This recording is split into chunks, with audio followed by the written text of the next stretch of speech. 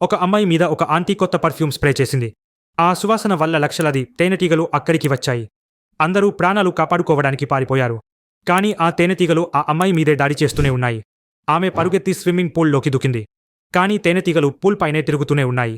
అమ్మాయి ఊపిరి పీల్చుకోవడానికి బయటకు వస్తే వెంటనే గుంపుగా దాడి చేసేవి. తన ఆంటీ వెంటనే 911కి కాల్ చేసింది. కానీ ఆ సమయంలో ఫైర్ ఫైటర్స్ అందరూ బిజీగా ఉన్నారు. ఆపరేటర్ చెప్పింది ఆ అమ్మాయి నీళ్లలోనే ఉండాలి, బయటకు రావద్దు, లేకపోతే ప్రాణం పోతుంది. కానీ ఎంతసేపు నీళ్లలో ఊపిరి ఆపగలదు. వెంటనే ఆపరేటర్కి ఒక ఐడియా ఇచ్చింది. పైప్తో ఊపిరి పీల్చుకోమని చెప్పింది. 6 గంటల తర్వాత ఫైర్ ఫైటర్స్ వచ్చారు. ఆ అమ్మాయి పైప్తో ఊపిరి పీలుస్తూ బ్రతికి ఉంది. కానీ తేనెటీగలు చాలా ఎక్కువగా ఉన్నందువల్ల ఎవరూ దగ్గరికి వెళ్లలేకపోయారు. ముందుగా వాటిని తరిమేయాలి. అప్పుడు జాక్ అన్నాడు, మనం పొగతో ఇవి వెళ్లగొచ్చని. కానీ టీం లీడర్ జాక్ మాట పట్టించుకోలేదు.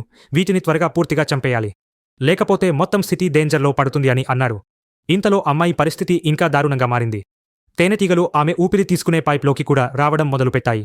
లీడర్ దగ్గర ఇంకా ప్లాన్ లేదు. జాక్కి మరో ఐడియా వచ్చింది. ఇక్కడ కొద్దిసేపటి క్రితమే పర్ఫ్యూమ్ ఈవెంట్ జరిగింది. అదే సువాసనతో వీటిని దారి మళ్లించవచ్చు అన్నారు. అందరూ ఒక్కసారిగా క్యారీ వైపు చూశారు. అతనికి ఏమీ అర్థం కాలేదు. అప్పుడు జాక్ నువ్వే బయటవ్వాలి అన్నాడు. క్యారీకి తల నుంచి పాదం వరకు పర్ఫ్యూమ్ స్ప్రే చేశారు. క్యారీ మళ్లీ బలహీనంగా ఫీల్ అయ్యారు, ఎందుకంటే ప్రతిసారి అతడినే బయటగా వాడేవారు. లీడర్ అతడికి ధైర్యం చెప్పి మనం గెలవాలి అన్నారు. క్యారీ బయటికి పరుగెత్తాడు. వెంటనే తేనెటీగలు వాసన సెన్స్ చేసి గదిని వెంబడించాయి. ఆ టైంలో టీం అమ్మాయిని పూల్ నుండి బయటికి తీశారు. కానీ అమ్మాయి పరిస్థితి చాలా సీరియస్గా ఉంది. ఆమె శరీరం మొత్తం వాపు వచ్చింది. వందల కొద్ది స్టింగ్స్ ఉన్నాయి. డాక్టర్ ఇవి ఒక్కొక్కటిగా తీయాలంటే గంటలు పడతాయి. అమ్మాయికి అంత టైం లేదు అన్నాడు. ఒకరు ఐడియా చెప్పారు, టేప్తో అన్నింటినీ ఒకేసారి తీయవచ్చు. డాక్టర్ వెంటనే ఫస్ట్ ఎయిడ్ కిట్ నుంచి టేప్ తీసుకుని ఆమె శరీరం డ్రై చేసి టేప్ పెట్టి ఒక్కసారిగా లాగాడు. ఎక్కువ స్టింగ్స్ బయటకి వచ్చాయి. మందు ఇచ్చారు.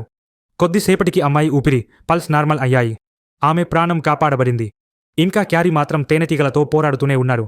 చివరికి కంట్రోల్ రూమ్ నుంచి ఒక ప్రొఫెషనల్ బీ కీపర్ వచ్చి స్పెషల్ వెక్యూమ్ మెషిన్తో తేనెటీగలన్నిటినీ తీయగలిగాడు.